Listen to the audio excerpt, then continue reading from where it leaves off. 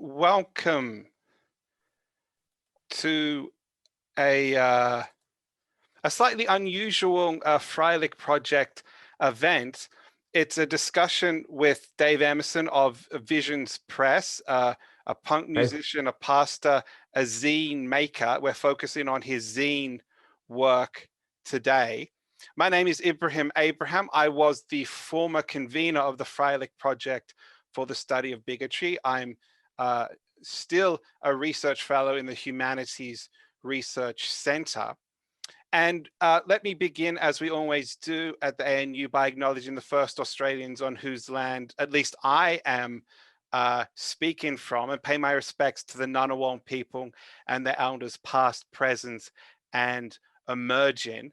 Let me welcome my friend Dave Emmerson joining us from Scotland. Hey. And we're talking today about this publication, Injustice for All. It is a zine. It is. It's on paper. That is the first thing to understand about a zine, is that it is not something you download. You do not stream it. You do not retweet it. It is a physical project. You can smell it. You can get ink on your hands. It is the real old school thing. It is not a meme. And we're talking today about the theme of zines and social justice. And we're going to be talking for about sort of 20 minutes or so about various aspects of this publication, in particular, zines in general. And if you want a physical copy of the zine, email us at the Freilich Project and we will mail that out to you, because as I might have mentioned once or twice, this is a physical thing. You cannot download it. So you can look forward to getting it in the post, which is nice. Can we start by talking about what a zine is, Dave? I mean, where do they come from? Because they have a connection with punk. And I think that comes through in two of the themes in this publication, which is expressing your own life, expressing your own situation, and advocating activism and solidarity. Absolutely. Yeah, I mean, I can't actually remember the first zine I ever got my hands on, but I've been a punk for over 20 years now. And I just remember that, you know, zines are always a big part of that culture. I think basically it was a way for people within local punk scenes, and also internationally, I think, but you know, focused on local scenes and kind of disseminating information about bands that were playing, you know, gigs that were going on, maybe reviewing that new album that had just come out, and it was a way for, you know, these people that were involved in this kind of niche musical scene to kind of connect with each other, communicate with each other what was going on in that area, and kind of in some ways kind of subvert the mainstream culture that they felt like was kind of being pushed upon them. You know, like, you know, the top 5 magazines on the rack, you know, and they're all glossy, and these kids were like, no, we don't want that. We want something that's real to us. So they kind of started making their own publications. So if we look here at some examples here, you have a famous sort of diagram from Sideburns, which was a punk zine, an early punk zine in the late 1970s. And you can see here the sort of the aesthetic of early zines, but also that do-it-yourself DIY connection, can't you? Yeah, absolutely. Yeah, I mean, I love this image. It's just, you know, it's fun. It's that kind of tongue-in-cheek, like, you know, punk is only 3 chords kind of ideal. And yeah, it was about just kind of going out and giving it a shot. I think most of those bands, especially like in London, I've got friends who are much older than me that were there at the time, and it was just about, you know, kids just picking up instruments that they'd never played before and just making noise with them and just having fun together and doing something creative that made sense to them. But if we just sort of stick on this broad question about zine culture, what a zine is, I mean, some people might be thinking that zine culture is, you know, it's redundant. It's been overtaken by social media. Is there something almost sort of backwards looking about zines? Yeah, I mean, I guess there is a nostalgia factor, but I would kind of relate it to the rise we've seen recently in vinyl. You know, at one point in time, vinyl was a format that people have said, well, it's done, it's over. Like, we're not going to make that anymore. You know, it's been surpassed by CDs, tapes, etc. And obviously then ultimately digital streaming and downloading. But yet there's been a massive resurgence in vinyl over the last sort of 5 to 10 years, and it's because there's an aesthetic to it. You know, there's a beauty to it. It's really big, so you can get the artwork and you can have a good look at it. There's something really nice about kind of taking it out of the sleeve and dropping the needle on. You know, there's that kind of physicality to it. And so I suppose in a sense, for me, I kind of connect that with zines as well. You know, that in an age where people aren't sort of buying a newspaper every day like they used to, there's still something beautiful about paper and ink and the, like you said, the kind of smell of it. And so yeah, I suppose there is a nostalgia aspect, but for me, making zines in 2021 currently, it's about kind of bringing things that are happening in the world around me today into my zines, you know, and so I don't know. I'm hesitant to say that it's entirely nostalgia. I do think there's something to be said for it beyond just looking backwards. Sure. But if we do, want to look backwards for a second, I mean, someone we were talking about, before previously is William Morris, and that, Sure. arts and craft tradition of really English radicalism. These were people in, Victorian England, just, disgusted by the injustice, the pollution, the poverty they saw around them, looking forwards in a utopian way, but also in a sense sort of looking backwards, and focusing very much on physical craft and sort of the beauty of the thing. And there's some sort of strange situations with Morris and so on. He's sort of a radical man, and he ends up making sort of very nice drapes and furniture for high Anglican sort of posh churches. But there's also there's that commitment to craft and the sense that there's something subversive about it. And if we go back and we look at these are some of your products here, is there a connection there, do you think? I think so. Yeah, I would say so. I mean, obviously, I can't claim to be anywhere near as kind of creative and gifted as Morris and the likes. But yeah, I think that there definitely is some similarities there.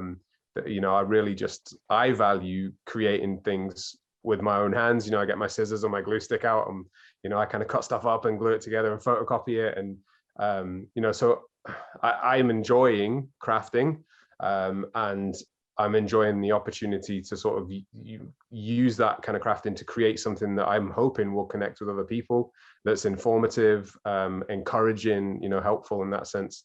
And it is in a similar way to Morris, kind of taking something from the past, like printed publications is really a thing of the past, I suppose, in a lot of ways. And again, just that idea of kind of bringing it into the present and looking forward with it as well, kind of trying to meld these worlds together. And if we think now about this particular publication, Injustice for All, it's also, like a lot of zines, it's very much sort of its time and of its people, of its contributors.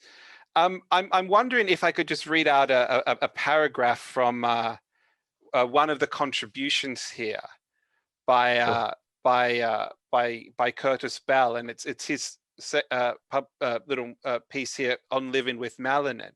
And he says that 2020 has been the most stressful and depressing year I've ever experienced in my life.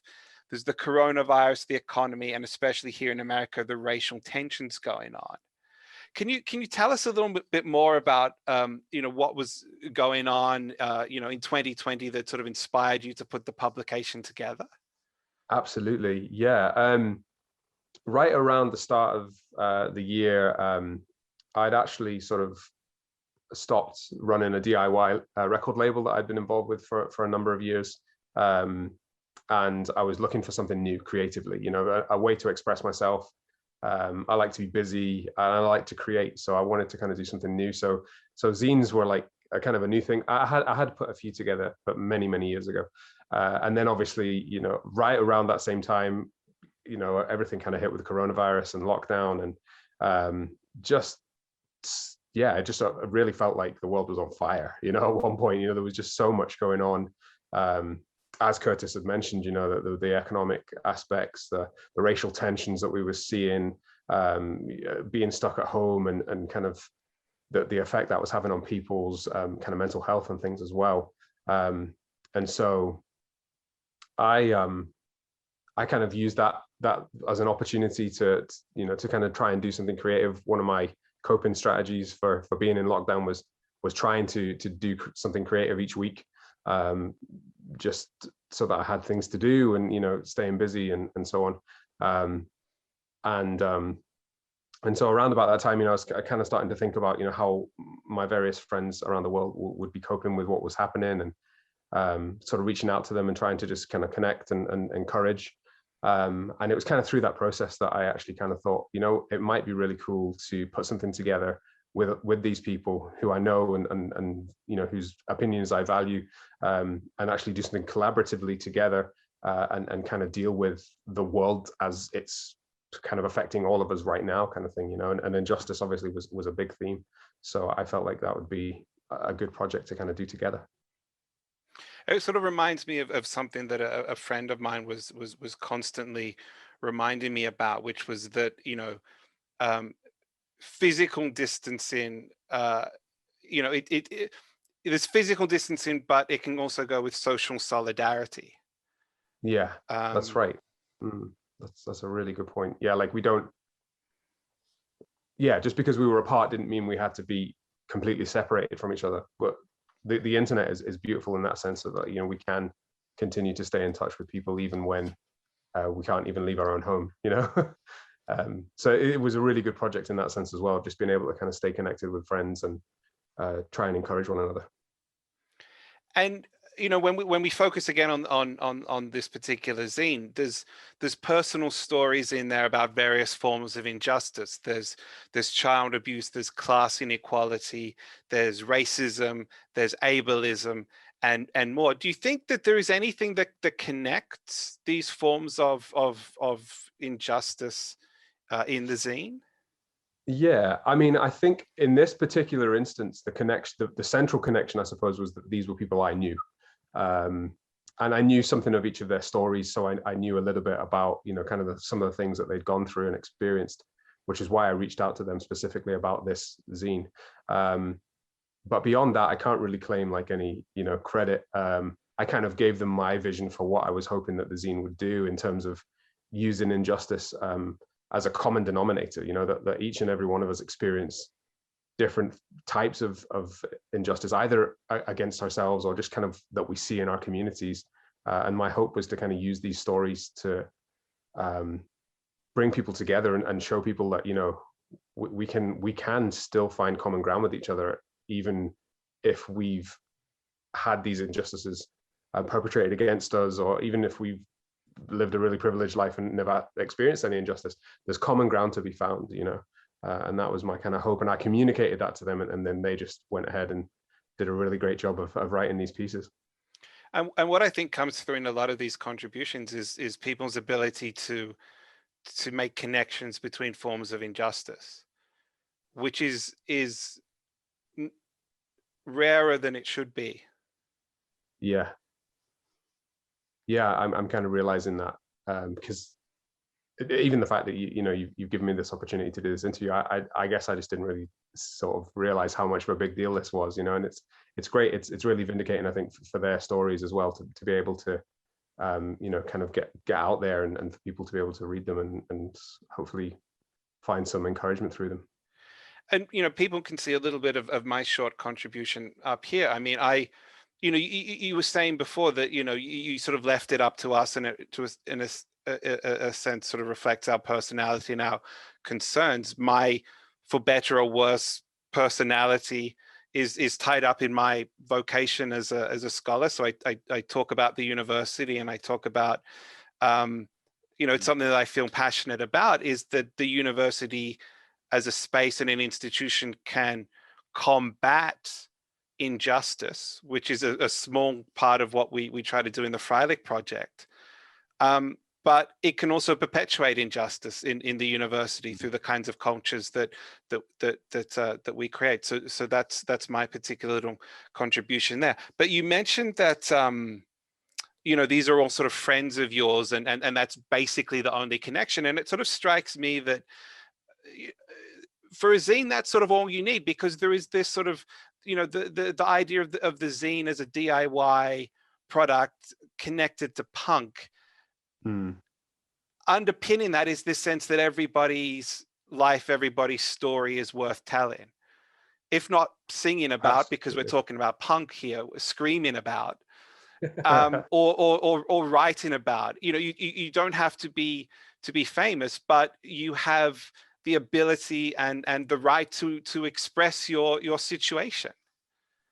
Absolutely. Yeah. I mean, you've touched on a number of really important points there, Ibrahim. I purposefully wanted this scene to be full of contributions from individuals, just normal everyday people. Do you know what I'm saying? Like, I didn't go out of my way to kind of try and contact any influencers or any, famous people. I wanted it to be normal people's stories, because that's a very important value in punk, is that everybody's story is valuable, it's important, and everybody has something to bring and to contribute. And punk, when it's at its best, it's about community, it's about collaboration, and it's about kind of people pulling together and kind of pooling their resources and doing something for themselves, kind of thing. So obviously that really informed the way I tried to put this together. And one of the themes that comes through in some of the stories, some of the contributions, is the idea of privilege. And it's an idea that we've heard a lot of it in the media in the last 1 or 2 years, and it can be a controversial concept, because it can be a confronting concept when we ask people to think about and confront our own privilege. What does that mean to you? Yeah, I think it's really, really important. Privilege as a concept was something that I don't think I really understood in any way until I actually moved to South Africa. I lived there for 6 years, and I know that you visited there as well, Ibrahim. And it wasn't really until I moved there and kind of saw the massive contrasts, between kind of the not even the rich, just the moderately wealthy and the poor. There's no middle ground in South Africa at all. You can literally have townships across the street from gated communities where everybody has their own pool. And so kind of moving into that environment and trying to minister to people across the kind of gamut of different privilege levels made me kind of sort of start to realize my own privilege. I mean, we certainly had times when I was a kid growing up that my dad was unemployed. We definitely had some hardships, but at the same time, I lived in a country where I had access to a free education, free healthcare. The benefits system, made sure that we always had a roof over our head and food on the table. And I just don't think I understood how privileged I was until I moved out of my, kind of comfort zone and started to see that. And I think that obviously being confronted with that really made me assess my own privilege and what I was doing with it. And I've tried ever since to make sure that I use my privilege as a white middle-class Christian man to champion those who don't have a voice and don't have the privilege I do, and make sure that I use my influence, my finance, my time in ways that are meaningful. And this sort of brings up another theme that comes through very strongly in these contributions in the zine. I mentioned early on that one is about self-expression, it's about telling your story. And that includes confronting privilege in some cases. But the other part of that is really this sort of call to activism, to solidarity. And another word that I think we've been hearing a lot of in the last few years is the idea of being an ally. Yeah. What does that mean in particular to you, that idea of being an ally? Or what does it mean to be a good ally for you? Yeah, I think for me, personally, my faith is very important to me in my life.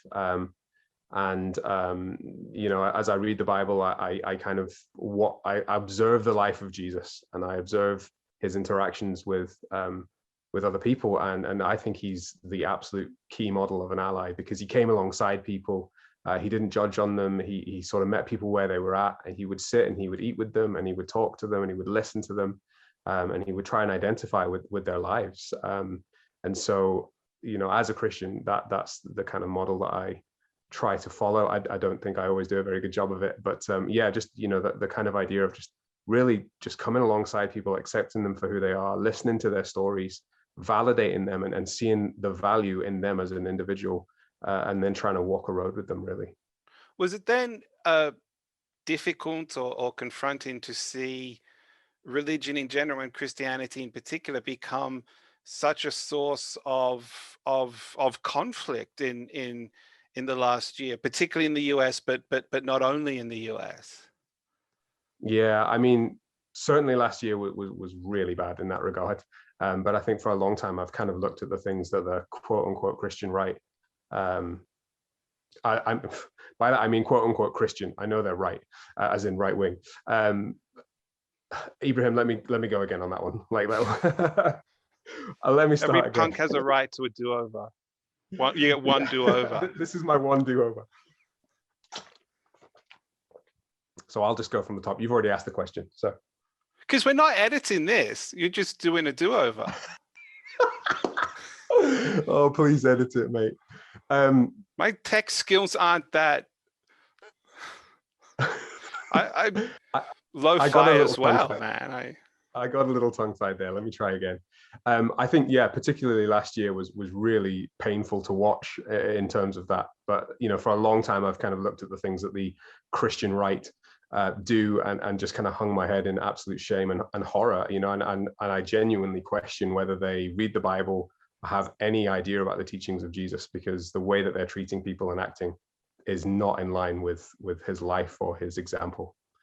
So do you think, you know, to make a more recent connection with what's been going on, you know, the last few days, we're sort of in mid-late April. As a Manchester City fan, have you felt a similar sense of shame at what's been going on? Yeah, shame and disgust, absolutely. Yeah.